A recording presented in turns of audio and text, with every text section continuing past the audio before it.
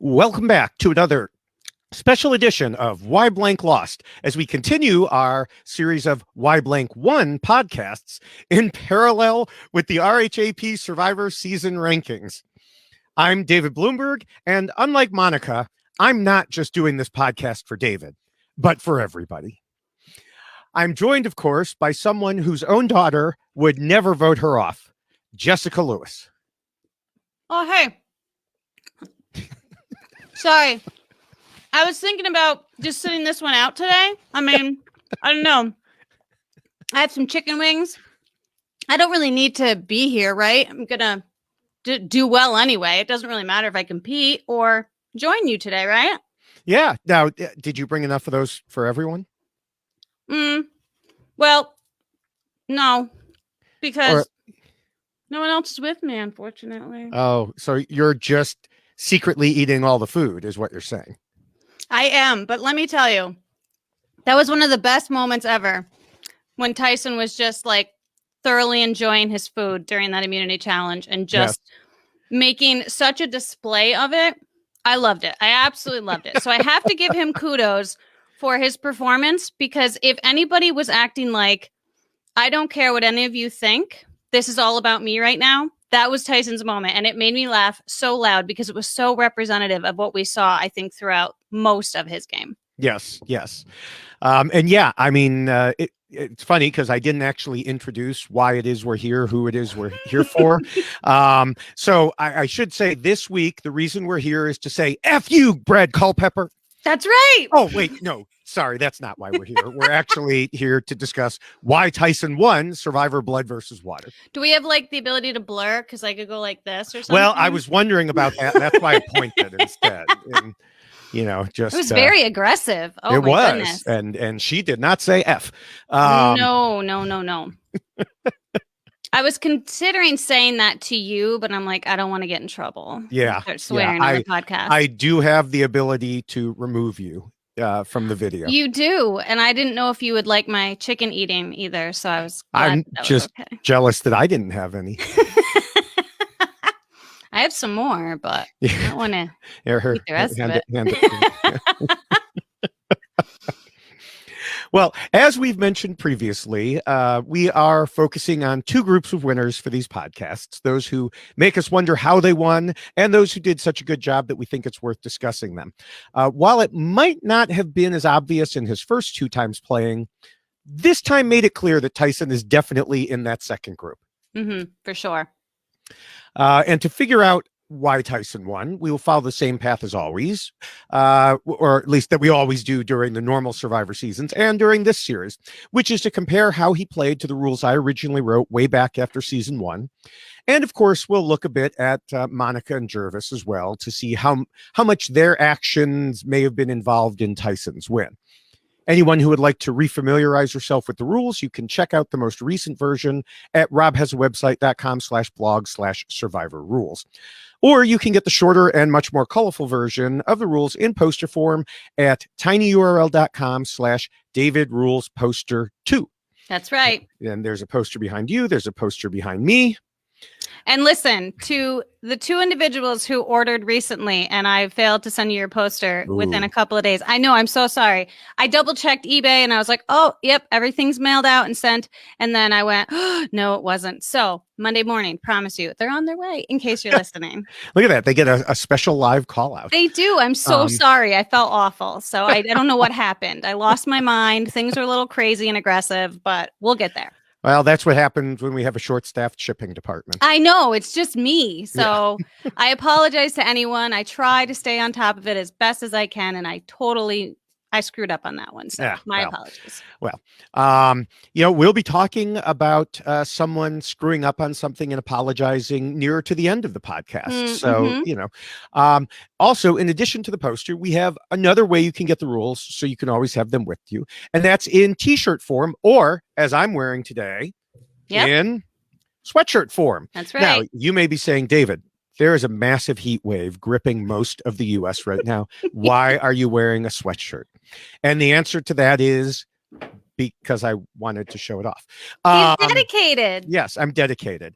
And I'm in a basement with air conditioning. I'm not outside. That's true. So, but we do have it in regular t-shirts also for those of you who want to go outside. And you can go to robhasawebsite.com or robhasapodcast.com, click the merch link near the top. You can scroll through everything. You can just click on t-shirts. You can just click on sweatshirts, and there's more designs, as Jessica was just showing. Ta-da! In addition to that, there's the Y blank lost. There's stuff on the back. I can't really turn around, or I'm going to knock everything over. But funny thing is, I have it on a mug. There you go. So you've got the checklist on a mug, the checklist on a shirt. You can get anything you want. Anything and everything. It's amazing. Yeah. So we're all geared out for this one. But before we get to discussing the rules that are adorning us, there are always some things I want to mention about the season, as I do again here. For one thing, I unfortunately won't have much in the way of my special looks back at interviews and articles from the time, because my website had ended a few seasons earlier with Survivor One World. But of course, Monica was on Survivor One World, and her one of the last interviews for Survivor that I ever did. So there'll be a bit of information from there that works its way into the podcast later. Nice. However, part of what she told me in that interview doesn't really apply to this season. I mean, maybe a little bit, but is interesting enough that I'm going to share it now. It's specifically her thoughts about Colton, who, of course, stabbed her in the back on One World, and then she had to deal with him showing up on this season. One reason she had been so hurt by his backstabbing was that she told me her relationship with Colton was even deeper than we saw. Quote, he was struggling and homesick on day 3 and said, "I need a mom. You're my Monica." Which, by the way, can't you just hear Colton saying that in his whiny little voice? She then continued, "I really was a rock out there and built him up and talked him into not leaving the game." And obviously that came back to haunt her. And then he left the game anyway with his appendicitis. Now, I asked her what she thought of Colton after One World, or at least after she had been booted. And she said, "I think Colton is small. I think he's small in his wisdom and small in his experience, and he is narrow-minded. I only hope that as a youngster at this age that he can learn from these things and grow." I then asked if she'd seen his sort of apology tweets in which he had basically said he was young and had to grow up on TV, etc. She said she hadn't, but added, "I think it's hard in a day or two to change your opinions and very difficult for a zebra to change its stripes. It's an arduous process to change as much as he needs to at this point." It's kind of like she was predicting what would happen with Colton when he came back for this season. The zebra had not changed its stripes at all. No, and I will say this too. Monica is such a strong individual, and for her to approach the question, your question, with the answer that she did, I think is very representative of how Monica is. She's giving you an answer, and she's not necessarily putting him down, but she's explaining but she could have said a whole lot of really horrible things, right? And instead, she tried to explain him in a way that wasn't necessarily putting him down, but explaining the interactions that she had with him and how he came across with her. And I think that was something that was very impressive of Monica, to even then in the second time with Colton, still kind of take that mindset that like, maybe he's changed and maybe he realized the way that he was, and it would be a great ending to his story if that's what happened. And so it's like she was trying to see the good in what was really bad. And unfortunately, what we saw was the same Colton that we got previously. Yeah, I'd forgotten just how terrible his quit was. And I don't know, my mind must have blocked out just how whiny he had been. But Jeff Probst raked him over the coals, and it was so well deserved. Yes, he really did. Well, and I mean, and he reminded him we brought back a quitter, and there was some question as to whether or not he had quit the first time. And that solidified in everyone's mind that that's actually what had happened. And I'm shocked that they did bring him back, because there was such a question there as to whether or not it was a quit or was it medical, and nobody could really give a real clear answer. So the fact that they went out on a limb and said, "Let's try this again," I was really surprised to see that. And clearly it didn't work out, but we did get Caleb from it. So that was wonderful.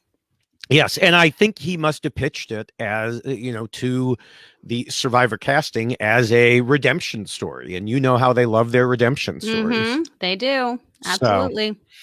so um, moving on, one part of the season that I absolutely hated was them voting someone out before the game even really began. No, me too. I mean, because of that twist, Candace and Rupert never had a chance to even play. And it was clear that somehow there was some lobbying going on behind the scenes, because a truly blind vote would end up in like a wide variety of names being shot all over the place. And that definitely did not happen. There were specific factions there. Definitely. And I mean, I know producers wanted Redemption Island to start up quickly, but it was just a crappy thing to do. Yeah. And I really do think that what transpired from that was it set into motion a really bad group of things, that because they did it so soon and then Rupert switched with Laura, I think that really had a huge shift on the game, because everyone on Rupert's tribe was very much looking forward to playing with Rupert. And that got taken away from them because Rupert decided to switch with Laura. And so I think it would have been a completely different game had we been able to see Candace and Rupert actually be part of their tribe, as opposed to being voted out immediately and Rupert switching and having all that happen. So it was just kind of like a ripple effect that I didn't love to see. And I feel bad too, because you take away so much from someone like Candace, who's a great athlete, someone who's really into Survivor, understands the game, is a great player, and then you stick her on Redemption Island forever. I mean, like, that's just sad. Just short of forever. Yeah. I did think it showed how Rupert and Laura's relationship was, that as soon as Jeff Probst said, you can switch, Rupert didn't even wait to hear the rest of the thing. He just started walking. Yeah. But, and I don't mean to be mean, Rupert isn't a great Survivor player. Laura, even less so. She there wasn't a whole lot there.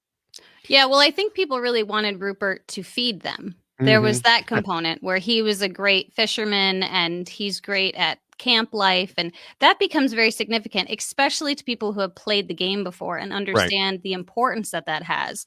And then Laura comes into the tribe and she's not someone who's been exposed to these things, and so it's a much different atmosphere at that point. And so it is Rupert has his flaws, but he also has some very great things about Rupert that make him a very celebrated Survivor player. And unfortunately, he was replaced with someone who nobody knew anything about, except that they wanted to vote her out first. So who knows? Yeah. All right. Moving, as we continue skipping along, is just my random thoughts throughout the season here. Was the Sumo Immunity Challenge one of the best challenges ever? We had Aris versus Vetus, with Vetus taking a cheap shot and Aris still winning. We had Laura versus Sierra. The only way I think that it could have been better is if Jervis had beaten Brad. Yeah, that would have been interesting.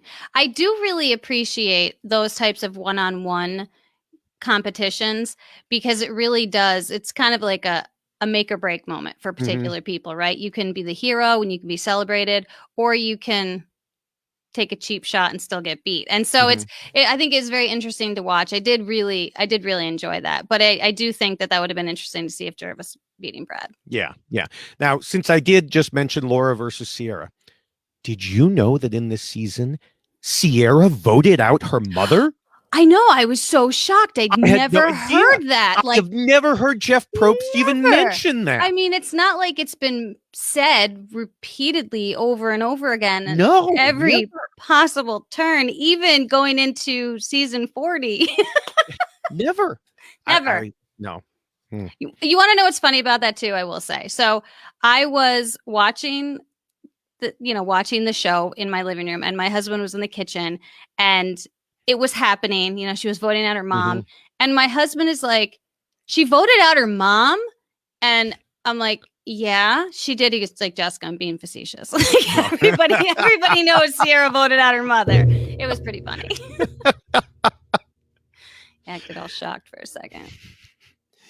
Now, let's switch from one thing that everybody knows to one thing I'd actually forgotten. I mean, other people may have known this. Was you mentioned Caleb when he did such a great job of turning the vote against Brad at tribal council. Amazing. We always say that live tribal councils are truly rare instances, but this one definitely fit the bill. And I don't even think the term had been invented yet. Oh, Yeah, I this don't is a think live so. tribal council. Yeah. Unfortunately, this also reminds me how sad it is that we lost Caleb at such a young age, I know. almost exactly 7 years ago. Yeah. Yeah, that was Hard very to sad. believe. Yeah, I was filling my family in on that too when we were Mhm. watching it because they didn't know that part of it. And Caleb was such an incredible Survivor player. For someone who had never played before, to have his mind work the way that it did and to Mhm. figure things out so quickly and to pull that off was truly impressive. So Yeah. it's very sad that not only is he no longer with us, but we never got to see him again come out and play because he's no longer with us. So that was Yeah. that was very sad. Yeah. So, on that note, is there anything else about the season that you want to discuss before we get to the rules, or any more chicken that you'd like to eat? Or I do have more, and it's tempting Yeah. me. I will say this: that for whatever reason, Redemption Island seemed to play out differently for me in this particular season than I feel like it has in other seasons where they've utilized it. And I'm not sure what it was, but I almost felt like better about it. And I'm curious, like I've been trying to kind of spin my wheels in my own brain to figure out why it felt better, but for some reason it did. Even though I agree it started too soon and they shouldn't have voted people off right away, but there was just some aspect of it that I appreciated, and I do think that it had a huge impact on the game, which is something we'll definitely talk about as we move forward. And there's a bug that is attacking me right now. Well, it's drawn by your chicken. It is. It wants my chicken. So you've heard of fruit flies. That's a chicken fly. Didn't know there was a thing. Yeah. So I did feel better about Redemption Island for whatever reason in this season as opposed to other seasons. Yeah, I mean, the first half of the season, the pre-merge, I enjoyed it because there was so much of the anti-Brad and secrets were revealed that, it was from a viewing standpoint, it was amusing. From a strategic standpoint, probably shouldn't have happened.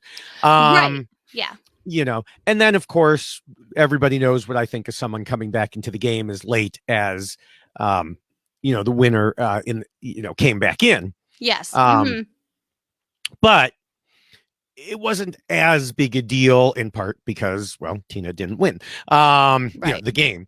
And she wasn't given an immunity idol when she came in, and she wasn't given secrets, and she wasn't kept with the jury. Sorry, going on a rant. It maybe, you know what? Maybe that's it though. Maybe because we've seen how bad the twists can be with the edge of extinction, that we now look back at Redemption Island and go, oh, well, that wasn't so bad in retrospect. Right. Like that makes more sense than what they've done now. So maybe that's what it was. Why I felt better about it. It's always a comparison. Yes, for sure. Well, that's what we do, right? Yes. So, all right. Well, then let's move ahead. By all accounts, Tyson came into the season being seen as a threat. Then the idea of him being a threat came up a number of times throughout the season, yet nobody ever mounted a serious attempt to vote him out. How did he put himself into such a favorable position and do such a good job controlling the game? Now that we've done a blood versus water rewatch, it's time to take a new look at why Tyson won. The first and most important rule, of course, says to scheme and plot. As a smart 3-time player, not to mention commentator about the game, Tyson certainly knew this and put it to good use from the early goings. He and Jervis bonded quickly over their loved ones being voted out first and second. And Tyson had a spot-on analysis of why Rachel's tribe voted her out as an attempt to get him to swap with her and therefore weaken his tribe, as he explained it precisely at the duel. And indeed, it was the vote off of Rachel that caused Tyson's transformation from goofier and fun-loving into playing with a purpose, because he wanted to make the vote against Rachel and his choice to not replace her means something. A famous warrior once said, "If you strike me down, I shall become more powerful than you can possibly imagine." Tyson essentially had the force ghost of Rachel with him at all times, not giving him pointers, but definitely giving him purpose and focus that he turned towards strategic gameplay. Yeah. And I think that this made Blood versus Water such an interesting aspect because you did have such reactions to various components of the, people competing against their loved ones, essentially. We saw what happened with Jervis when he was over celebrating and how they basically got back at him for over celebrating. And then the vote out with Rachel because they wanted to get to Tyson. And I think a lot of that probably started when we saw Rupert switch with his wife, Laura, where people started to realize that there are some serious heartstrings attached here, and we can utilize that in our gameplay, and we can actually negatively affect them. Now, their thought was they were going to negatively affect Tyson, and instead, they just amped him up and gave him all of the ammunition he needed to move forward. So I loved that part of it because it did become part of the game where it wasn't just about who do we want to vote out here because they're not working in our tribe or they're not trying as hard, they're not doing as well in the challenges. No, it's who's their loved one on the other side and how will that affect the game moving forward. And Tyson saw that very early on, and so did Jervis, and so did the people from the opposite tribe. So it was a very impressive rewatch because that was something I just don't think I appreciated the first time I watched the season. Yeah, I mean, I do think that when Jervis's niece was voted out, she already had a target on her. Oh, I'm sure several people had voted for her in the pre-game vote, and she, of course, mouthed off to Culpepper, drawing attention to herself. But so I think they just wanted to blame Jervis. Which, by the way, if you remember back to when we were watching, we did a rewatch for Why Richard Won. Back for the Wiggle Through Time series. So obviously, by the way, people, that's not a season we're going to cover when it eventually gets here because we just did one. But if you remember that, and I don't know if you do, Jervis was doing the same thing in the first episode of that season. Yeah. He was celebrating it sticks in my head that he was celebrating wildly and being like, this is our island, And so, he hadn't changed. He was just the same Jervis. I know. And it was so fun to watch him because I loved him in Borneo and I've met him, which was an incredible experience to actually get to meet the guy. So he is just such an incredible personality. And I think the fact that he was celebrating, he wasn't even necessarily celebrating himself, which I think is hysterical because he didn't really do that well in the challenge, right? Yeah. Like he was really not doing well. Yes, exactly. But he was very happy for his tribe. And unfortunately, it was utilized as a reason to vote out his loved one. But I do think that really is just Jervis. He wanted to go out there and have fun. And that's the type of person he is. So it was interesting to see the 13 years go by and still have him be that same Jervis. It was a great watch. Yeah. Getting back to the rules. Sorry, we sometimes go off on tangents, of course. Jervis is worth a tangent. Yes, it is. And of course, it brings us back to Jervis because Jervis and Tyson, their bond strengthened as they became the Coconut Bandits. And love that. Tyson said in episode 4 that it made sense for the two of them to stick together. Tyson created what seemed to be a solid 5 at that point and would go on to make other alliances along the way.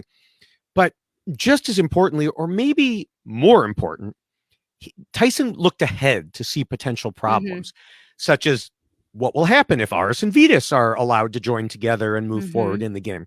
So he started planting seeds against that early on.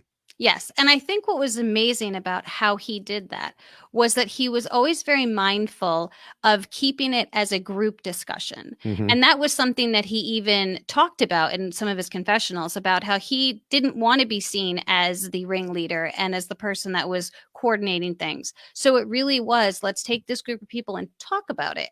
And that planting of those seeds was really what I think helped carry him through because he was letting other people feel like they were just as important as he was when really he was the one kind of maneuvering through everything, but allowing other people to feel like they were the ones that were doing it instead. So that only worked to his benefit because when everybody is saying Tyson's in charge and running the show, they're all like, no, he's not. I've been just as involved as he has been. And so it became kind of this interesting dynamic to see people feeling like they want to own their own moves because everyone's crediting Tyson.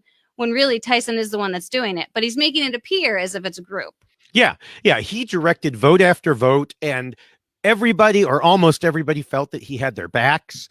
And, Mhm. as the season went on, he would identify a smaller outside group, and then everyone else would target them. Mhm. And then when that group was gone, there'd kind of be like a new subgroup come into the crosshairs. And so nobody really ever had the chance to gather enough people for a coup. Right. In the final 7 tribal council, Hayden declared that Tyson was controlling everyone. And he was right, but it was too late. Yeah. Yeah. And it was interesting to watch the response to that, because I do feel like it was almost like the pink elephant in the room that everybody kept kind of talking about, but nobody was really doing anything about. And Tyson's just kind of sitting there going, ooh, that's not good for me, that everyone's saying that I'm in charge and that I'm going to win. He's like, thanks, thanks for recognizing that, but it's not good for my game. But he had put himself in such a great spot that it didn't negatively affect him, which is incredible, because I do think so much of Tyson's game, there are parts of it that if anyone had done those same things in other seasons, it would have backfired and they would have been gone.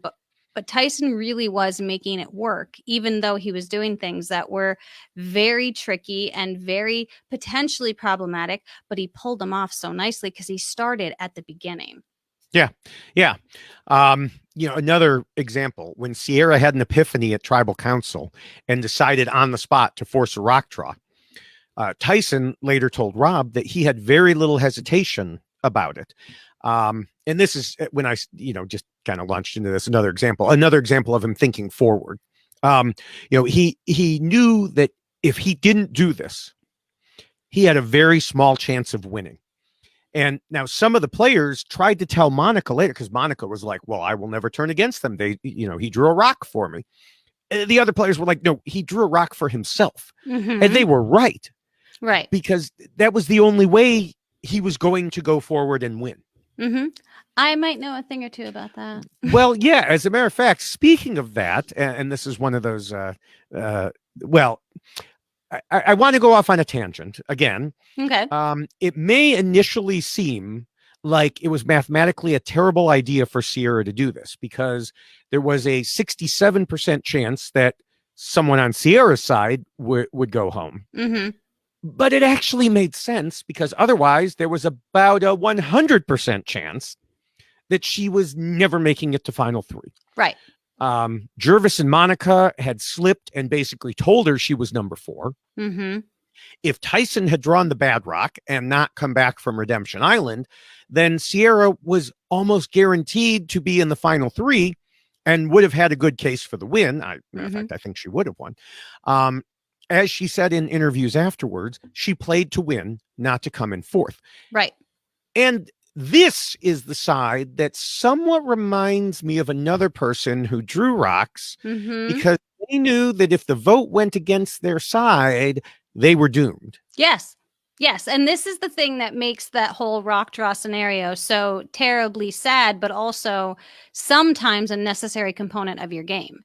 If you want to win, then you have to take those really big risks. And if you are the one person who's not willing to take that risk, well, then you're going to be shining like a bright light, and everyone's going to know that you flipped, and everyone's going to know that you're not the person who's willing to make that move. And so I understand completely why Sierra said, I'm doing this because I'm not going to finish 4th. And it really put Tyson in a situation where he's like, well, I'm going to just play the odds and see what happens. And he also knew that Redemption Island was waiting for him, which I think is helpful too when you have a potential rock draw. But I do think that it is, even though it's something that we don't see very often, there is a really great argument as to why it is done. Because if you are in that situation where there's been that line in the sand drawn, and if you don't go with your crew at that point, you're done and you're dead in the water, you're not going to win. Then draw a rock. And it's unfortunate, but sometimes that's what you got to do. Yeah. Yeah. Now, getting back to Tyson and that rock draw, once Katie was sent packing by it, Tyson pretty well had everything all sewn up. The only worry was Monica. And while she kept giving him reason to be a bit nervous, he actually had her locked in far better than even he realized. Yeah. Yeah. I think that Monica was an interesting player because she is someone that I do think played a lot with her heart. And she was getting such assurances from both Jervis and from Tyson that she really was probably one of the most loyal people we've ever seen play Survivor, because she really was believing everything that they were telling her. And honestly, she was playing a hell of a game. She was winning immunity challenges. She was a beast out there with the things that she was capable of doing. But unfortunately for her, I think she found herself in that position that we see a lot of older women fall into when it comes to Survivor. Like, you're not credited with all of these incredible things you're doing, because when Tyson does it, it's kind of funny, or it's entertaining, or it's maniacal, or there's something about it that makes you pay attention. Whereas if Monica does it, it doesn't have that same effect, and it doesn't have that same response. And we saw a lot of people questioning, like, I don't really know who Monica is, and I don't really know what Monica's about. And Monica's just a nice person, you know. She's a neat lady. Yeah, she's a neat lady. So I do think that, you know, she kind of fell into that role. But I also will say, and I'm going to go off on a tangent too here, she suffered because of Brad Culpepper. I mean, that's unfortunate for her, but I think that definitely put her in a very tough spot, because Brad was her loved one. Yes. Now, I do have some thoughts about Monica as they pertain to the first rule, but they relate to Jervis. So I want to talk about Jervis strategy-wise first, because he was really Tyson's partner in crime, even beyond coconut banditry. In the fifth episode, Jervis said he needed to get on board with the others and making moves, or he'd be gone. The following episode, he said he wanted to make sure he played this time. He had definitely learned some things since the first season. I almost said his first season, but no, his first season, the first season, same thing. First season. Now, in theory, Jervis should have turned on Tyson at some point, because it was pretty clear he couldn't beat Tyson at the end. The problem is, I don't know when he could have done it. I sat there. I analyzed it. I don't know. He seemed to be caught in a trap kind of similar to the one where Laurel would later find herself in Ghost Island. Every time he thought about making a move against Tyson, it would become abundantly obvious that either he couldn't get the people together because they were all still loyal to Tyson, or if people did want to do it, well, they were going to vote Jervis out right after they voted Tyson out. Yeah. Yeah. You kind of keep him around as that shield, but then you realize as soon as he is gone, if you pull it off, then you're the next to go. Yeah. So it puts you in a very, very difficult spot for sure. Right. For example, he told Rob that Monica made it clear to him that she would never go against the two of them. And, you know, that's great news in some ways to have someone that loyal, but it was also bad news for him, because he could never use her to flip against Tyson. Right. Yeah. So now there is a corollary to this first rule that specifically says, while you're scheming and plotting, you need to make sure the other players know about it, at least somewhat.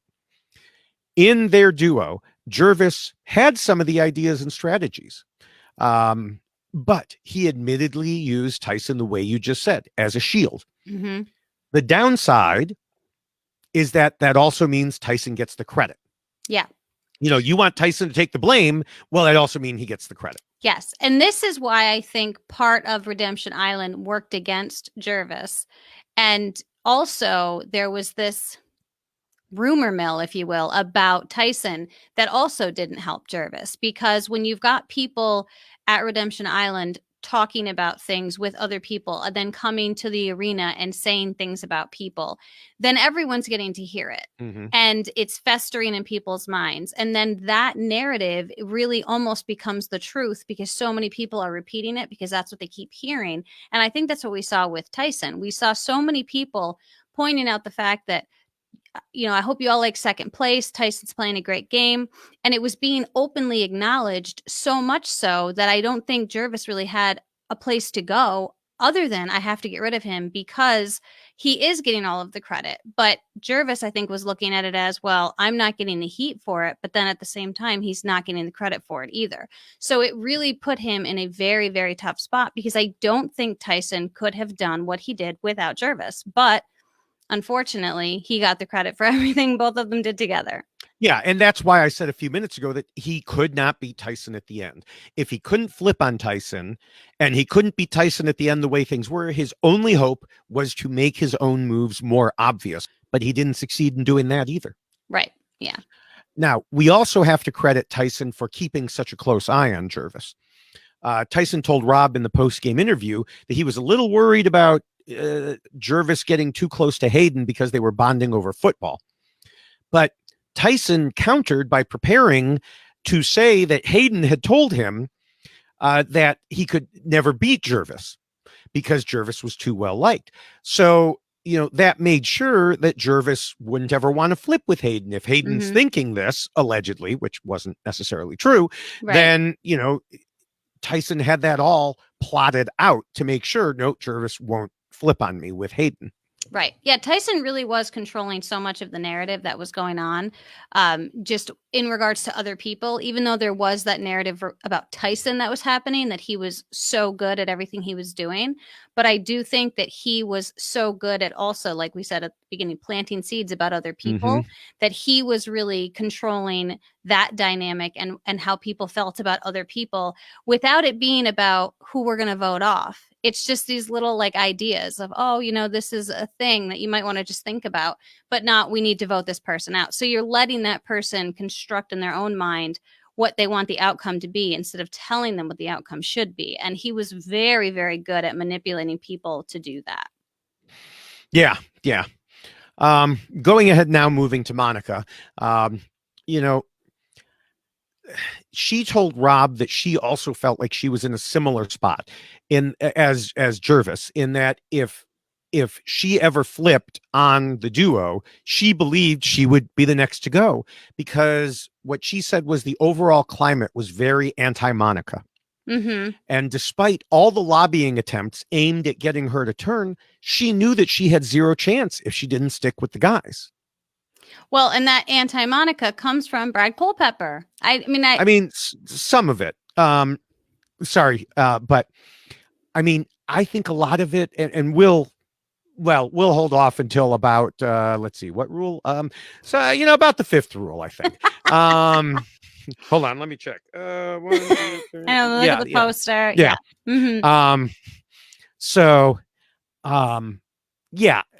There were other reasons too. You are right about the, Brad stuff. Although, I will say Brad being voted off was the best thing to happen to Monica's game. Oh yeah, for sure. But I think that there was all of that leading up to it where, you've already referenced the, F you, Brad Culpepper, and the, the middle fingers being flashed and things being said about him at Redemption Arena. So I do think that a lot of that then was thrust upon Monica because she's associating with this guy, and because she's associating with him, well, then she must not have much of a backbone because he's shushing women and all of these things. Oh yes. And I do think that she did not get the credit that she deserved for being the strong player that she was, because people thought that she was cowering to her, her husband, Brad. And I think she tried really hard to combat that. But unfortunately, that was the narrative that people had in their brain about Brad. And so that worked against her, even though she was clearly doing very well in forming bonds with people and coming up with strategies as to how to move forward in the game and really being loyal. So she was doing a lot of the really great things you need to do to be a great player in Survivor. But unfortunately, she tied herself to two other really great players and found herself not getting the credit that she deserved too at the end. Okay, I am going to push back on you a little bit there. Okay. So I like this. You're right about, she won those challenges. She was good at that. She was loyal. We'll get into some other aspects of her game where she did well. I did not see much in the way of strategy from her. I saw a lot of talking. But I did not see a lot of strategy that actually ended up happening. Now, there are some things, again, we'll talk about later when we get to Appendix B, for example. But what are you saying in terms of like the strategic things she was doing, the scheming and plotting aspect? Well, I mean, I do think she managed to glom on to people who were willing to play the game with her. So she had Jervis and she had Tyson. Right. But I do think that part of what Monica was doing was just what you were saying. She did a lot of talking, but I think when she was doing that talking, she was going through strategically what was going to happen. And that was one thing that Tyson got annoyed with her, right? That she talked too much and she was constantly checking and rechecking about what was happening and who was going to. So I do think that she was part of those strategic conversations and kind of working things out. But I think the difference between someone like Tyson is, here's what we're going to do, and then we're just going to walk away. We're not going to talk about it again. I think Monica was someone who felt like she needed a lot of reassuring, and she needed a lot of, I don't know, people like telling her again and again and again, this is what's going to happen, because maybe she didn't believe them as much as she should. So I do think that she should get credit for those strategic conversations that she was having with Tyson and that she was having with Jervis. But maybe she wasn't the one leading the charge. But I do think for most of the game, she was very much involved in those decisions that were happening. But again, only one person is going to get credit for it. And Tyson was the one getting the credit for it. Yeah. Yeah. Okay. All right. We can move on to the second rule, which says not to scheme and plot too much and to keep your scheming secret. And Tyson actually broke a couple parts of this rule, but it didn't matter because of the way he went about it.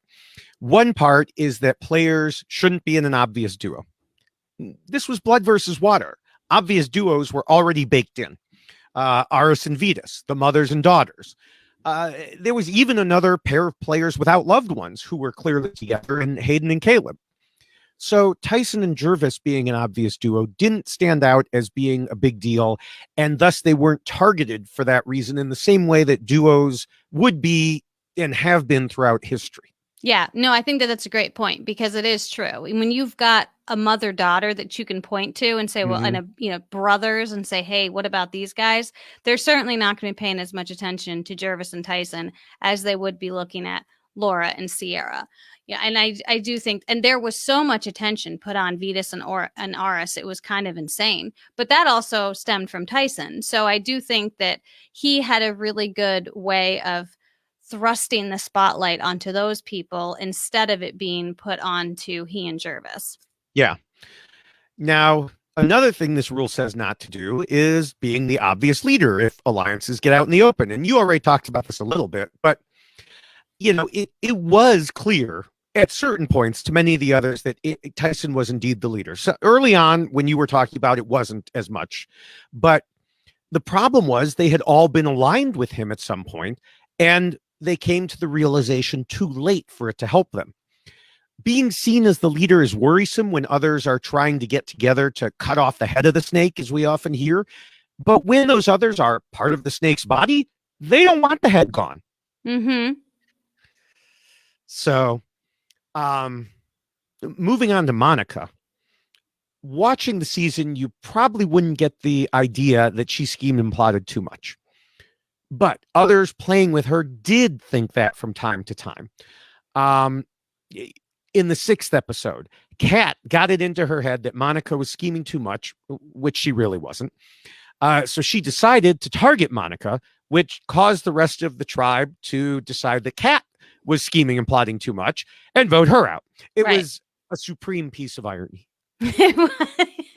But I do think that this goes back to that idea of the too much talking. And I think that, it's perceived differently when someone like Monica is doing it as opposed to someone like Jervis is doing it. We saw a lot of conversations where people were talking to Monica about other options, right? And people were talking to even Jervis about other options and things that they could do. And I do think that they were willing to have those conversations and they were willing to kind of spin it in their brain.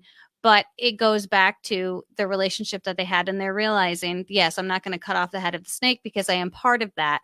So I do think that Monica's talking too much became perceived as over strategizing, when I think it was really just, that's the way that she strategized, was she talked about stuff, and it was really just the same thing over and over again. Yeah. And that's exactly it. She was talking to anyone and everyone. And some of it was strategic and some of it wasn't. Sometimes she'd just chat with people for a long time and other people would be watching and going, what are they talking about? Right. And now in some cases in other games, this could easily get you voted out. And it did seem like she was in danger several times during the season. How many times did we hear Monica is on the bottom? We're going to vote out Monica next. But somebody else always came to the forefront. There was always a bigger fish to fry, and her allies kept her safe. Yeah. In episode 13, Tyson told us that Monica wouldn't stop talking and playing too hard. And then he told Jervis, she's not great at Survivor. And then he added, but she came in handy. Now, Tyson did have to call Monica after that and apologize to her, which heard about in the post-game interviews with Rob. But right. I do think that was a reflection of what they thought about her at the time. Oh, and I do think that a lot of what Sierra was trying to convince Monica of was true. That Jervis and Tyson saw Monica for the real person she was. And she was a nice person, and she was a trusting individual, and she was someone that they could build up and make her feel significant and important. And they saw her being that loyal person that they needed. So Monica offered everything that Tyson and Jervis needed in a third, because even though she was really great at challenges, it worked to their benefit. Because if you're working as a triplicate, if you will, if one of you wins, it just benefits all three of you. And so she became everything that they needed to her own detriment, because she wasn't the one that was running the show. Tyson was, but she thought she was just as involved as Jervis and Tyson were. Yeah. Yeah. Now, as for Jervis, we discussed in the first rule how he didn't showcase his scheming enough, so doing it too much wasn't really an issue. But it almost was at one point, as Tyson made a point of telling Jervis something that appears in this rule, and this was at the beginning of the episode following the rock draw. He noted that the prior tribal council was a perfect example of why you don't tell the person who's going that they're going. Right. It allowed too much scrambling, led to the rock draw that could have ended Tyson's game. Yeah, for sure. And that's the one thing that I feel like Tyson had worked out more than Jervis and Monica, was a better understanding of how you approach situations and how you approach people and what type of information you share. I think someone like Monica felt like she could be a little more open and honest because that's the way that she was, not realizing that she was really throwing herself under the bus sometimes while doing it. And Jervis, I don't think understood how much the game of Survivor had changed in 13 years. And so he came in wanting to play, which I think he did. Right. But he wasn't able to play the way Tyson was, because Tyson had seen Survivor in its more recent form and how that scheming and plotting worked. And so I think for Tyson, he was able to find that balance that Jervis and Monica probably didn't or weren't able to, because of personalities and because of just lack of experience. Right. Okay. The third rule talks about being flexible. How do you think Tyson did here?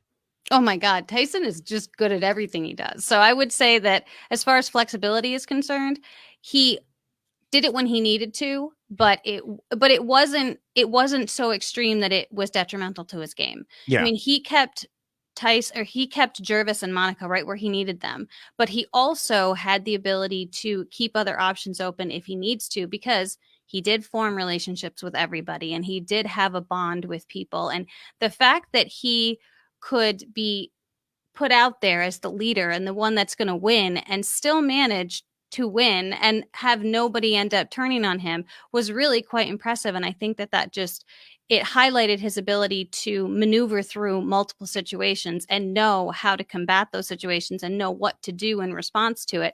And that really stemmed from his ability to be flexible. Yeah, we discussed earlier how Tyson joined up with Jervis in the early goings. The two of them formed a solid 5 alliance, but Tyson had a number of different allies along the way. He proposed a final 5 swap tribe alliance, including everyone who didn't have a loved one left in the game. He made the final 3 alliance with Jervis and Monica right at the merge, which obviously ended up holding. And he kind of switched people in and out as necessary and wasn't afraid to move against people when it needed to happen.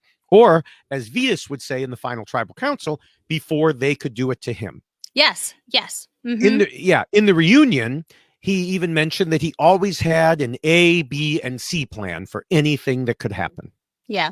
And that's why he was always looking ahead.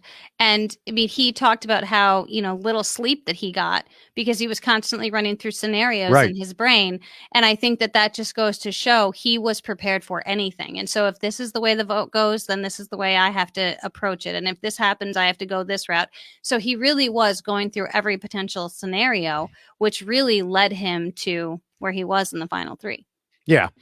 Now, we already talked about how Jervis should have theoretically moved against Tyson, but basically couldn't, and how Monica was in a similar situation. So their flexibility was limited because of the choices they made, but those choices also kept them in the game to the final three. Yeah. No, I think that it's one of those terrible components of Survivor is that you have to lock yourself into certain things, which can then ultimately work against you later. Now, someone like Tyson locking into that final three worked to his benefit, but someone like Jervis and Monica, it didn't work to their benefit, but it did in a way because it kept them in the game, but then they couldn't win. And so it is this very strange dynamic where if Jervis and Monica had been better about doing the things that Tyson was doing in all of those potential options, then maybe. And I do think that Monica was presented with quite a few of those options and didn't take them because I think in Monica's mind, she thought if I turn on Jervis and Tyson, then I'm going to be seen as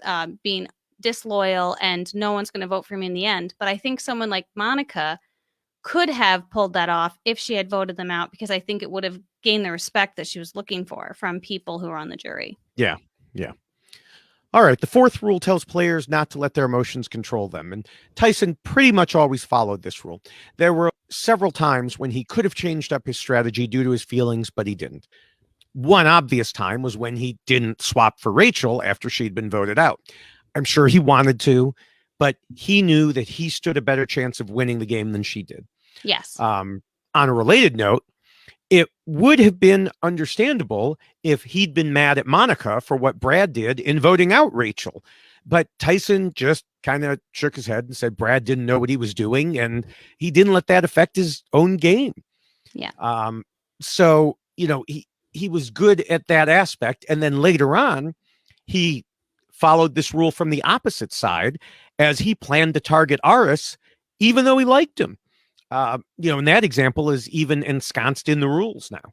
Yeah. And I'm curious if him basically voting himself out of the previous season that he was on led to his understanding that you can't let emotions change your vote for you, because I think that's what happened in his previous season was that he didn't listen to his aligned group of people and how the vote was going to go. He let himself get in there and start thinking, and I think let his emotions make that decision and ultimately got himself voted out. So he probably thought better of that this time and didn't want to find himself in that type of situation. Yeah.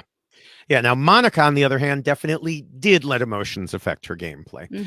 Looking back at my interview with her after One World, she told me, my personality is such that it's difficult to break my spirit. It's something I pride myself on, being a genuinely happy person. The mother instinct in me was like, let's make lemonade out of lemons. Maybe it will turn into a wonderful opportunity for me. And those are all very nice thoughts in real life. And they can be incredibly dangerous on Survivor, as she found out when Colton stabbed her in the back on that season. Yeah.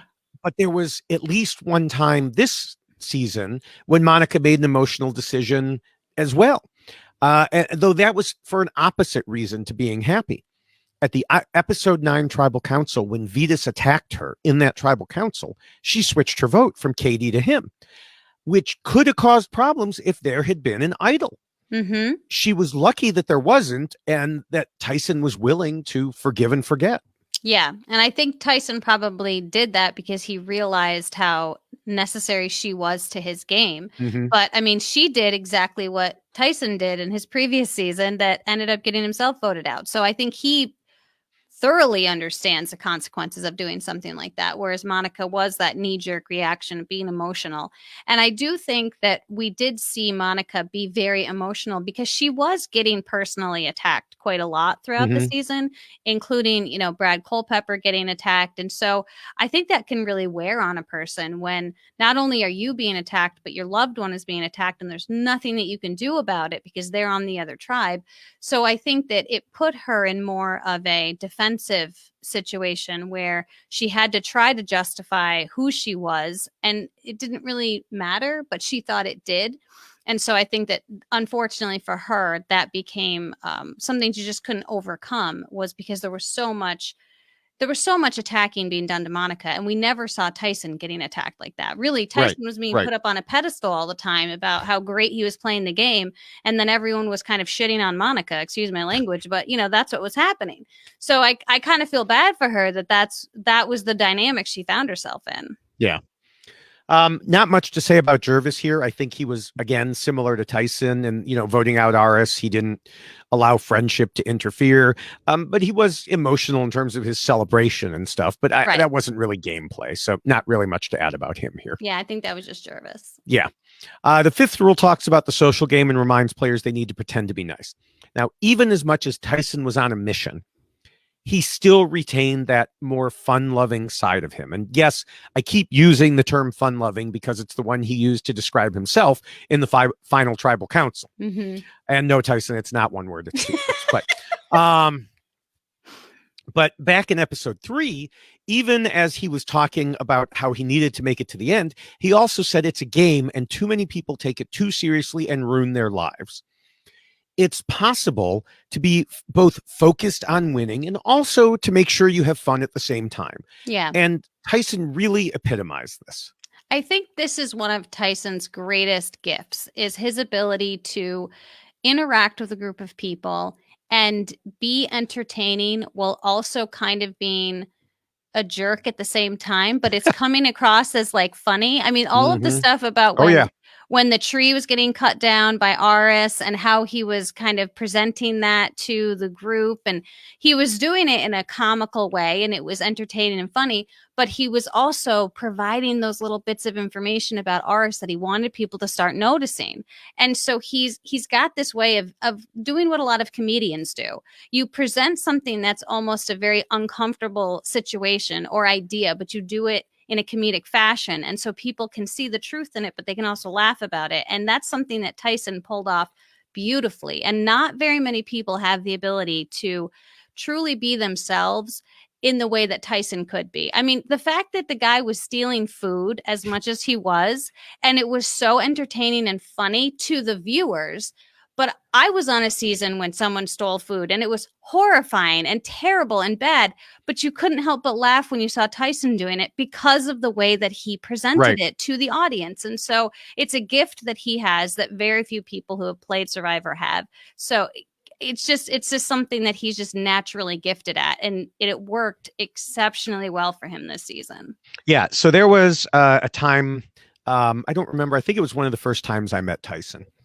And it was in Reno at a Run It Up Reno event. And we were sitting down to dinner, and it was a sit yourself type of situation. And there were some people at Run It Up Reno who knew the Survivor people and some who were just there to play poker. And you couldn't necessarily tell who they were.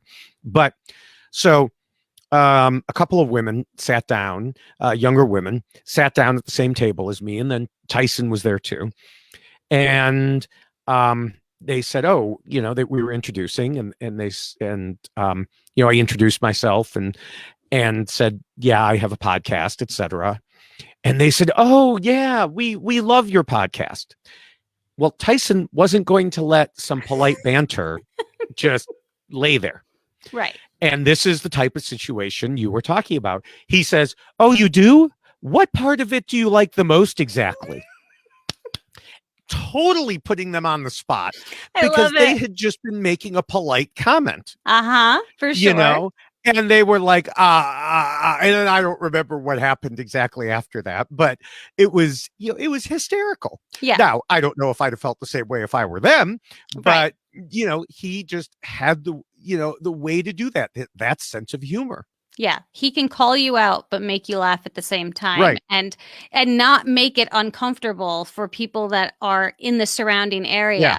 It's really impressive. I loved watching it. And I will say too, to his credit, the fact that he became so close to Jervis was definitely to his benefit as well, because Jervis is a very fun-loving kind of guy as well. And so to have those two personalities working together the way that they were, they fed off of each other. When you have someone who is willing to steal coconuts with you and to go along with this and giggle about it and hide in the woods, and the grubs were eating the coconuts or whatever. I mean, just the whole thing about it was hysterical. But I think Jervis really helped that component of Tyson so much, and Tyson helped it with Jervis, and so they were able to really thrive because they had each other.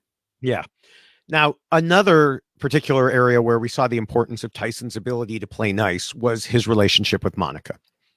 At the merge, Tyson told us he had to pretend to be nice and be very patient with her because she was driving him nuts. Yes. We heard a lot of talk from other players about Tyson allegedly telling them that Monica was a puppy dog who would just follow her, who would just follow him no matter what. What we actually saw was Tyson describing to Sierra that Monica would go with him because he'd shown her more love than anyone else in the game. Mm-hmm. Yes. Which was 100% true. Some of the others were just plain mean to her. Mm-hmm. And then they wondered why she wouldn't flip with them. Right. Yeah. And this is what I was saying earlier about the different narratives that were associated with each of them. You know, Tyson was being thrust up onto a pedestal and people were being very mean to Monica. Tyson was never mean to Monica. He might have said things about Monica to other people and, you know, during his confessionals, but he really did treat her the way that she wanted people to treat her and the way that she expected to be treated. So I do think that that was to his benefit as far as his playing with Monica, because other people just weren't doing that with her. Yeah. Now, as for Monica herself, she told me in our interview after One World, there was so much drama going on, and I felt like it's best to sit back, stay out of the fray, stay out of the arguments, watch and outwork everybody else on my tribe. And I think she generally did that again this season. There was drama around her, but it was caused by other people, often about her. Sometimes she was completely oblivious to it. You know, like the whole situation with Kat that I mentioned earlier. She had no idea until someone brought it up to her. Right. She stayed out of the drama, although the drama sometimes had a way of bringing itself to her. Well, and I think that speaks volumes of the type of game that she was playing, because she did find herself in the center of so much of it. And I think it was because she was with Tyson and she was with Jervis and they were kind of running the show. And so she really was at that center of the entire game. Yeah, she told Rob, I'm just nice. And of course, she talked in Final Tribal about how she's a neat lady. And it seemed like no one there had ever met somebody nice before. Now, in Survivor, being truly nice is an uncommon commodity. Yeah. So maybe it really did throw some of her opponents a bit. But I also think she did some things that were annoying. And she was just oblivious to what she was doing, maybe even after the season was over. And it's quite possible, because I do think that sometimes it takes seeing yourself in a situation in order to understand how you really come across. And maybe she just never realized that her talking as much as she did, even though in her mind, she's just trying to make sure that she understands what's happening and that everybody's on the same page, that it's coming across negatively and that people aren't appreciating it. And I do think that this is what makes Survivor so hard, because sometimes you don't really understand how you come across to other people. And we've talked about it a lot, about perception being reality. Yes. And if someone sees you a certain way and starts to think about you a certain way, that's the way you are to them, regardless of how you really might be. She is a very nice person, and she, I'm sure, is a great individual, and the mother and all of those things, and wife.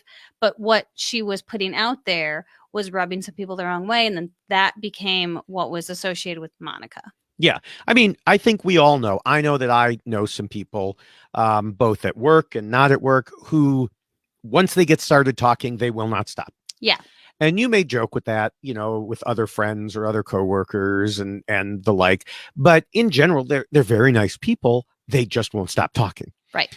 And now imagine being on a tribe with them. Now, you may not have to imagine, because you've lived it. And I'm not saying anything about any of your tribe mates, because I don't know that for sure. But, you know, every little thing that someone does, it can be annoying, especially when you're with them for that long. Oh yeah, no, it builds because you don't get that break where even if it's a coworker, you're going home for the night and you're not Hmm. going to see them until the next day. When you're with them 24/7 and you have to have conversations with that person, yeah, it definitely increases everything that they do, and you notice that this person does that and this becomes annoying and that rubs you the wrong way because it's a constant thing that you're dealing with 24/7. Yeah. Moving on to Jervis, he of course was a nice guy. Yes. That's a big part of what he was counting on as part of his strategy, I think, being a nicer version of Tyson. Yes. And I think that I'm sorry, I'm not trying to cut you No, off, it's but okay. I think it was great that he recognized that too, that he Hmm. wanted to be a nicer version of Tyson because he already knew that Tyson was going to come across as a nice guy. Yeah, although a lot of people talked about Tyson will have all the blood on his hands, so I think they expected some bitterness to go towards Tyson, and Yeah. so being a nicer Tyson, I don't know, a Nyson, um, but it just didn't end up working out that way. Right. No, because Tyson doesn't come across as a mean spirited person Right, like we talked about. So yeah, right, there's really no blood on his hands because you're like, oh, that's funny. He just wants Survivor. yeah. All right. The sixth rule warns against being too much of a threat. And I mentioned in the intro that Tyson came into the season already being seen as a threat, which is something that Laura had mentioned in her post game interview with RHAP. We've discussed previously in returning player seasons that sometimes there's just nothing you can do if you come in labeled as a threat. Right. But Tyson worked to make sure that didn't happen. Part of it was happenstance, as he should have been seen as a physical challenge threat, but he injured his shoulder in that episode 3 sumo immunity challenge, and he played up that injury to make it Mm-hmm. seem worse than it was throughout the game, thus reducing his threat level. Right. 5 episodes later, RS told Vitas that Tyson wouldn't be a challenge threat because of his shoulder. And this move by Tyson has really become a classic example, in my opinion, of a great way to reduce your threat level if you would otherwise stand out. Yes. In fact, I'm going to make sure it's listed in the next version of the rules because I'm not sure how I've left it out until now. Yeah, and it's interesting because it's not something that you see happen very often where Hmm. someone, I mean, there are injuries that happen, but they kind of happen and then everybody moves on from it and you don't really see it again. Whereas, we saw Tyson wearing a sling and we saw Hmm. him, it definitely was affecting his ability to do things. But we also heard him talking about how he was playing it up because it was going to help him. And I think part of Tyson being viewed as a threat really stemmed from more of the physical ability as opposed to necessarily his strategic ability. I don't think he walked into that game with people thinking he was going to have such a strategic mindset because of the way that we had seen him play in his Right. previous seasons. And so he downplayed the one component that I think people were really focusing on as Tyson being a threat. Yeah. Yeah. And I don't know, I was watching him from the moment he hurt his shoulder and he had that sling, but then the rest of the time, and you probably can't see it. He was walking and you could see that his right shoulder, he was favoring. He kept it like close to his body. Like Mm-hmm. if you ever go back and rewatch it again or anyone else, just watch him. His left arm would hang out and his right he would keep close. Now, part of that was probably because it really did hurt for a while. But I think he got so used to doing that to show, oh, look, it's still here, even though the sling Mm-hmm. isn't here. Right. So He's a great um, actor. yes, yes. And the fact remains, even with that he should have been seen by everyone as an overall game threat. Oh, yeah, it absolutely should have been. From right after the merge, Vitas was saying that Tyson and Jervis were the most powerful people there. The thing was, Tyson had already planted the seeds that we discussed earlier about how Vitas and Aris were the threats. Mm-hmm. That helped keep the target, the crosshairs pointed away from Tyson. Right. Plus, there were the other duos, like we discussed in the second rule. And as I mentioned in the first rule, so many people felt like Tyson had their backs. They didn't feel that way about Aris and Vitas. And if I can just jump in here Yeah, too, what I think absolutely. is interesting is Aris showed exactly what Tyson was not willing to show because Aris voted Laura out. And everyone saw that they had kind of a close relationship, right? That Laura was kind of like his tag along. That Laura, she didn't really have a great place to fit in, Mm-hmm. but Aris was the one that was like, I think we should vote Laura out. And I think when you do something like that, people start to question, well, how loyal is he going to be to any of us? Because he just decided to vote someone out who had been very close to him. Mm-hmm. And Tyson was never willing to do that. So he never said we should vote out Monica. He never said we should vote out Jervis. He let other people say those things, but he didn't do that. And so I think that probably helped him gain more of a following and have people want to work with him, because there was no question about where his loyalty lies, because he wasn't willing to say, I'm going to vote these people out, whereas Aris was. Right. I mean, it was the same mistake that Brad made, that caused Caleb to realize, hey, wait a minute. Right. Yeah. And, so it wasn't until episode 11 that Hayden really saw the light and identified Tyson as a huge threat. By episode 12, Tyson told us, I'm threat number one, and everyone knows that, and I know that.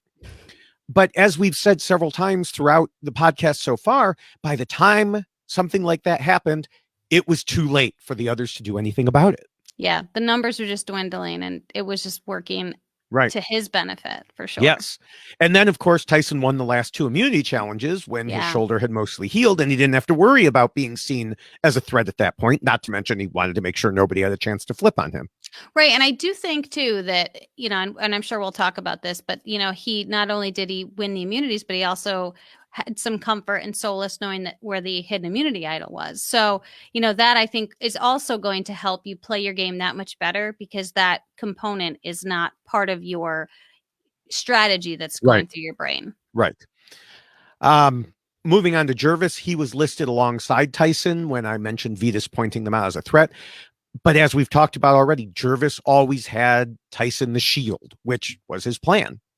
Right. Yeah. And unfortunately, it backfired on him. Yes. But as far as being a threat, he was covered. For sure. It just hurt him in other places. Mm-hmm. As for Monica, she was never really a threat in the game. She might have been if Brad stuck around, which, as I mentioned earlier, him getting voted out was the best thing for her. But without Brad there, she was never seen as a threat.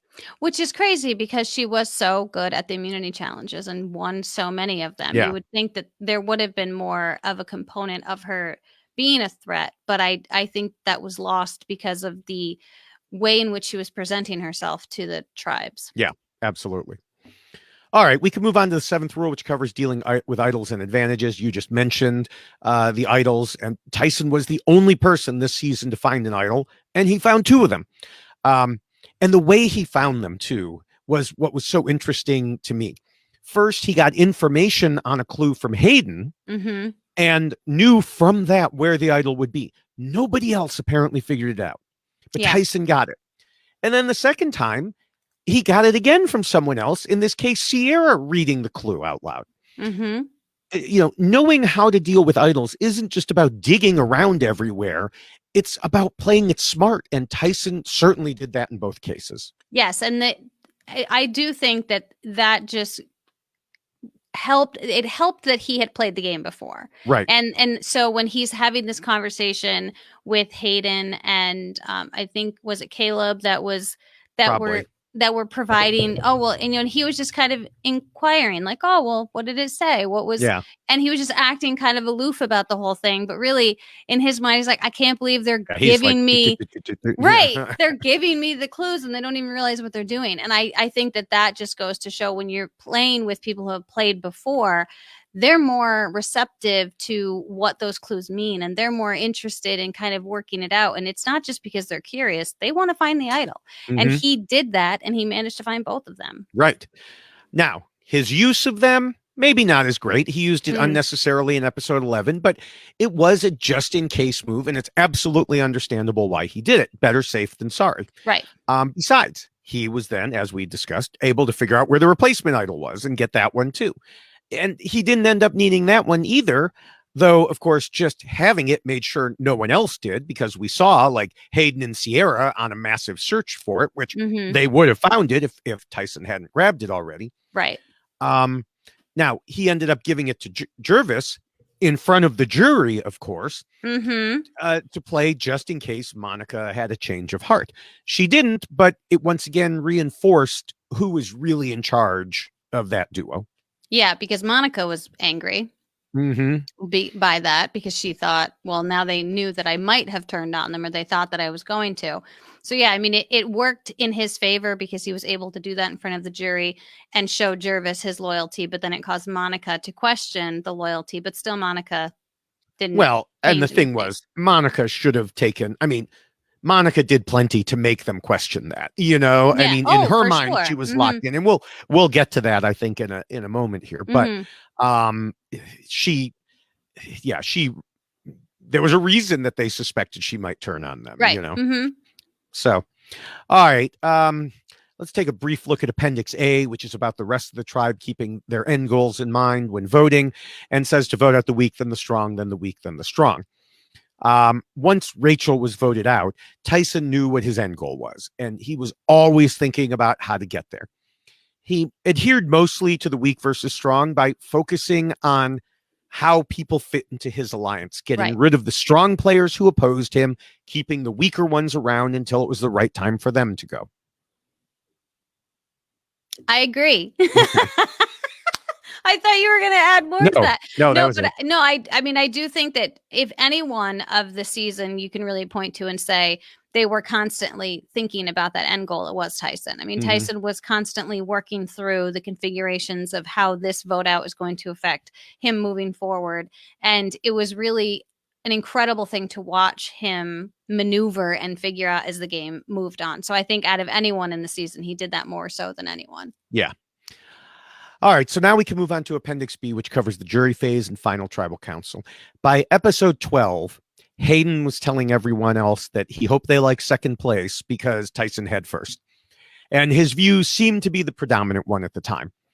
In Rob's interviews, Hayden and Laura both said they came into final tribal council already knowing they'd vote Tyson because he clearly played the best game. Laura added something I mentioned earlier, that people knew Tyson was someone they had to watch before the game, and he still beat them.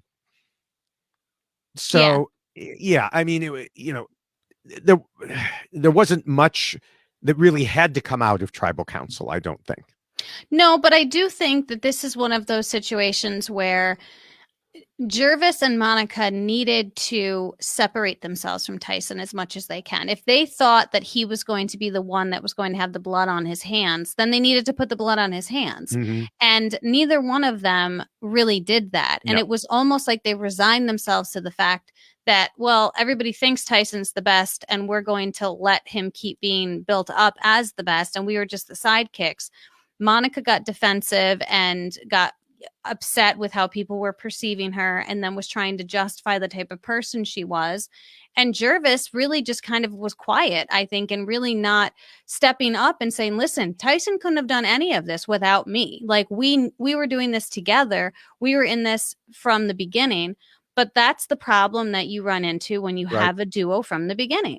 Yeah. You have to do something to separate yourself from that person. And we saw this with Dominic and Wendell. You know, when you've got a very strong duo, what did you do to separate yourself from that other half? And if all of the moves are the same, and if everything that you're playing the game in tandem together the entire time and doing the same things, someone's got to get credit for it. And the fact that everyone is telling you Tyson's going to win, congratulations on second, because he's the one that's pulling the strings. Jervis and Monica needed to do something to separate themselves and show that it wasn't just Tyson. It was both of them, and neither one of them were successful at doing that. Yeah. Now, I will say, Monica did try in the lead up to final tribal council. As the game neared its end, she would, of course, go out and have those long talks with people besides Tyson and Jervis. Now, this is what caused the unending amount of nervousness for those guys, which we were just talking about. Why did they play the other? Well, she spent so much time talking to the others. Mm-hmm. But Monica told Rob that she was never going to flip. She was appearing to entertain the others' ideas as a way to lobby for their votes in final tribal council. It didn't end up working, but she was trying. But I think that worked against her, because if you have a willingness to make it appear to someone that, oh, maybe I will. No, that's a good idea. I think if we voted out Jervis, or if we did something, like, she was presenting it as if this was a definite option and something that she was strongly considering. And And something that was even surprising to Tina and Sierra when she was the one who walked up and said, well, there might be another option. So she's presenting this to them as here's a possibility, and then not ever following through with it. And so I think in someone's mind who's watching this happen, they might think she's got no backbone and she's all talk and she's not willing to pull the trigger. When you have people talking constantly about big moves, and Monica, you need a big move, and that whole belief that you have to have a resume, Monica was a whole lot of talk and not a lot of action. And so I think it definitely worked against her. Instead of people saying, well, Monica's just being very loyal and she weighed all of her options and thought this is the best one, they looked at it and said, no, Monica, you didn't have the willingness or the ability to pull the trigger because you were too afraid to do so. So it, I think, worked against her in the long run. Yeah. I mean, the other thing was that Monica told Rob that she made a conscious decision to go to the end with Tyson and Jervis. Not just because she figured she wouldn't win no matter what and wanted one of them to, although that was in her mind apparently, but because they were the only way that she had a shot. She told Rob that there was really no differentiation, like if she went with Sierra and Hayden or something like that. You know, all of them had been partnered with Tyson and Jervis at one time or another. So what was the difference there? Right. But if she went with Tyson and Jervis, well, she was the only one who didn't have blood on her hands. And so, you know, she was hoping she could stand out in that way.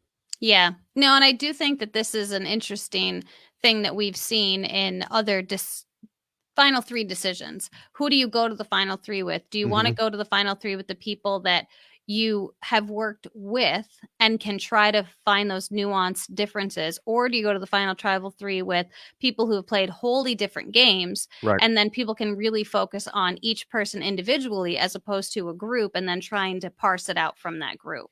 Yeah.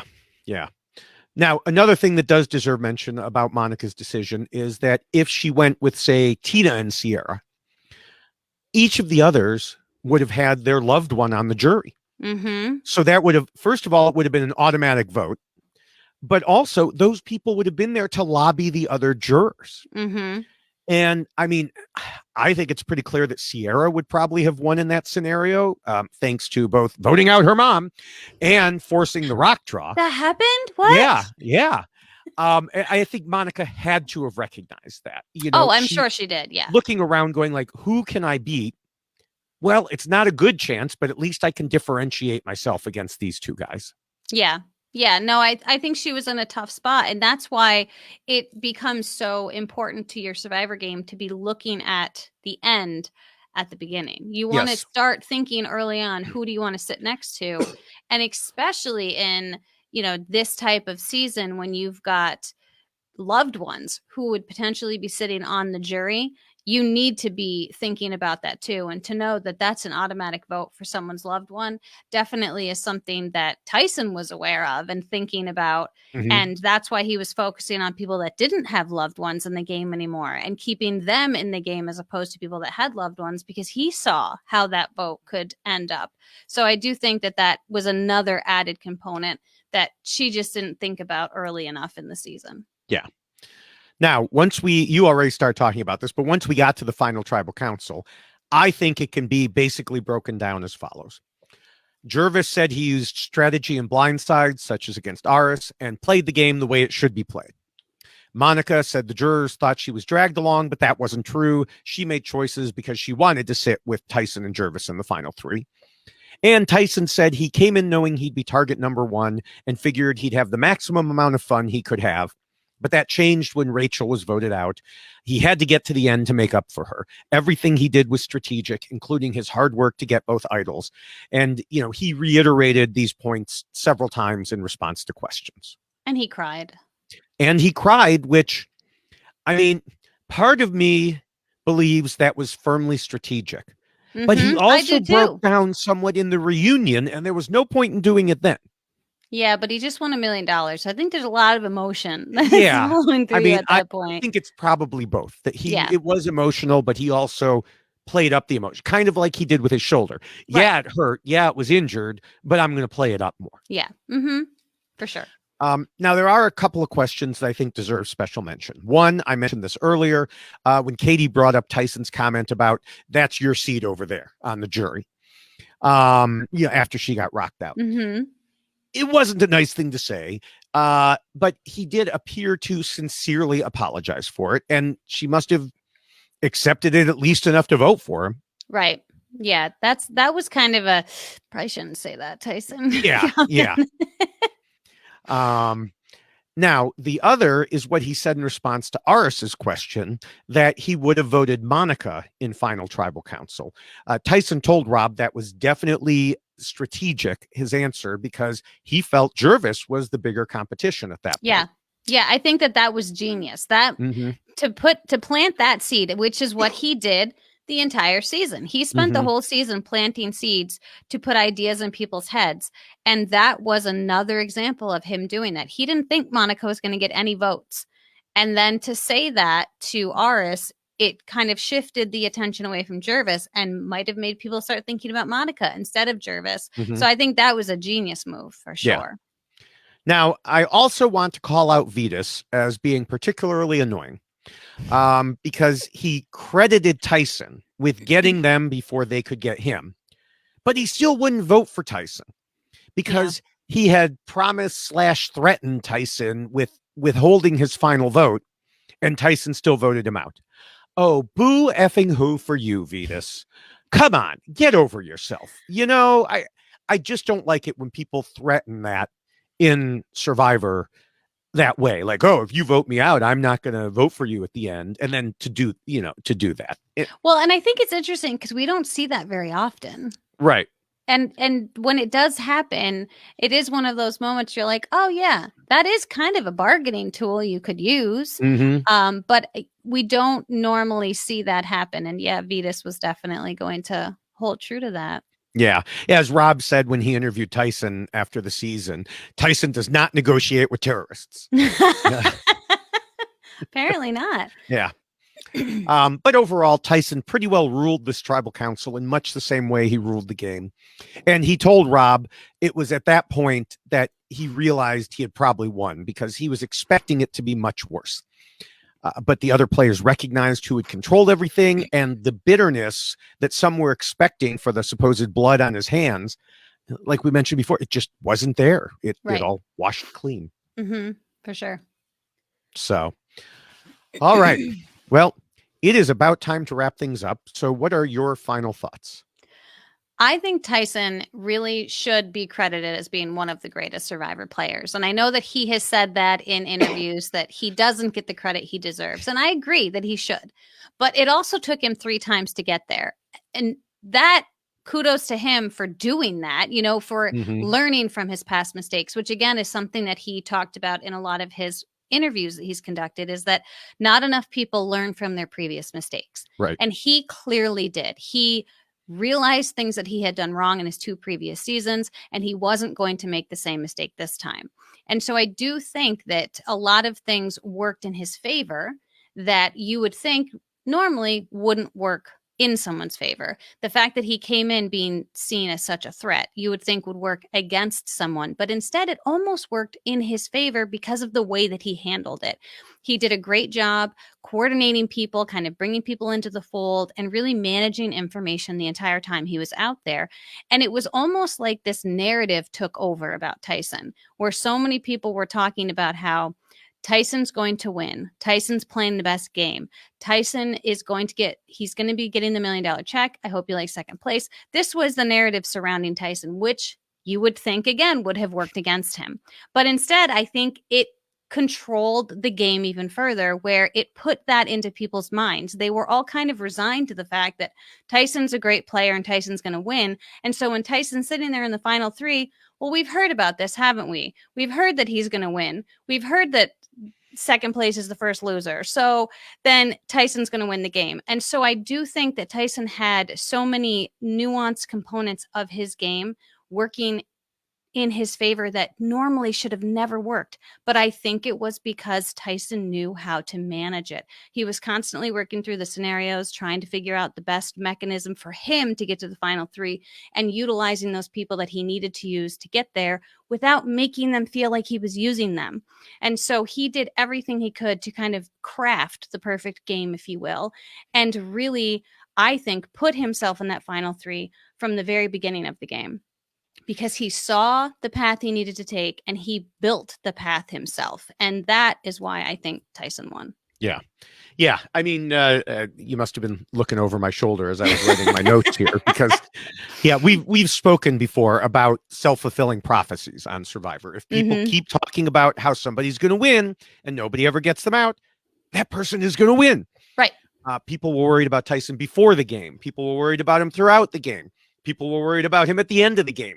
But nobody ever actually did anything about it other than Sierra's 33% shot at rocking him out. They barely even tried. Multiple times throughout the podcast, I've talked about somebody came to a realization, but by the time they did, it was too late. That was what Tyson excelled at, keeping people feeling safe until they couldn't do anything about it. Yep. He managed to put himself into a position where he had multiple people in different sub-alliances, all loyal to him. He had his core, and then the next level, and the level after that, and so on. Some of those in the different levels even made it easy for him by unsuccessfully plotting against him, and thus giving him the excuse to vote them out without giving them the ability to cry about it being a double cross, at least in most cases. This is something you brought up earlier, that he didn't have to stab someone in the back because they basically put themselves out there for him. Yeah. This was especially important in a Redemption Island game because we saw so much dirty laundry come out in the pre-merge. Tyson had his solid trio, and with them, he managed to get all the way to the end.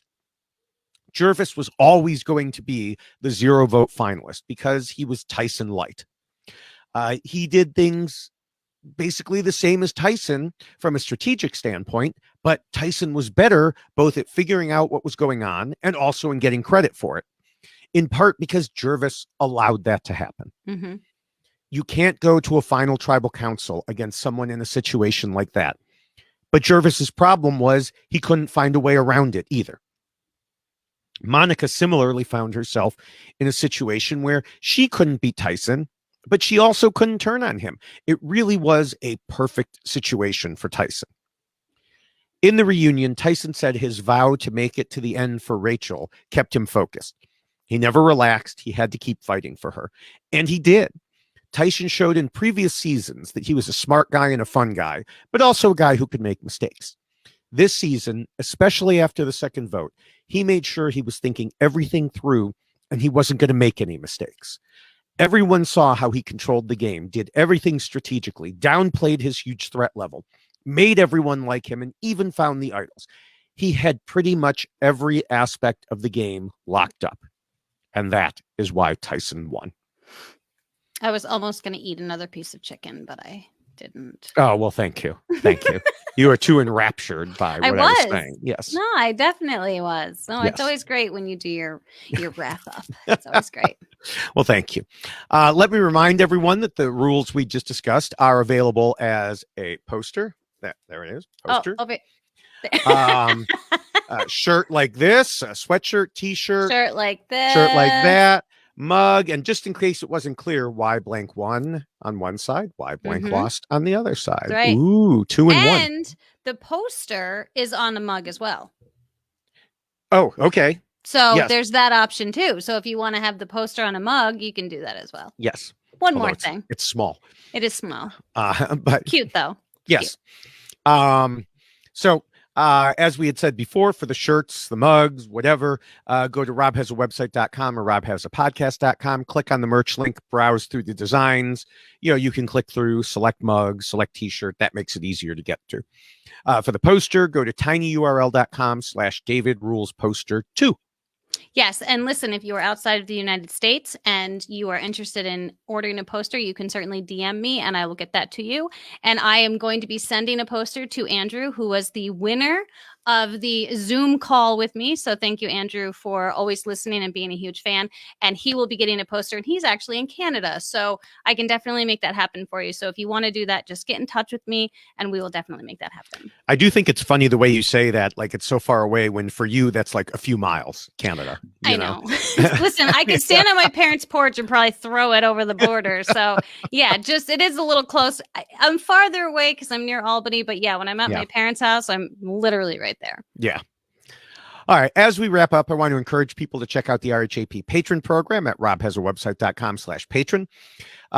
We just started a new month, so it's perfect time to join. And if you're already a patron, don't stop listening now. Well, actually, no, that was never mind.